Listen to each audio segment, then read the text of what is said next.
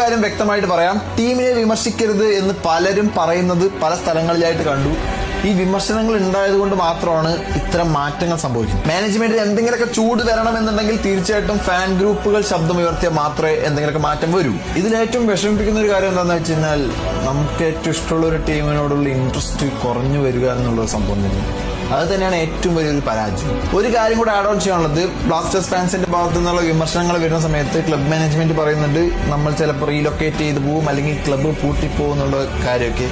ഇത്തരം വിക്ടിംഗ് കാർഡുകൾ ഇറക്കാനാണ് ഉദ്ദേശിക്കുന്നുണ്ടെങ്കിൽ നമുക്ക് പറയാനുള്ളത് എന്താണെന്ന് വെച്ച് കഴിഞ്ഞാൽ അങ്ങനെ എന്തെങ്കിലുമൊക്കെ ചെയ്യും.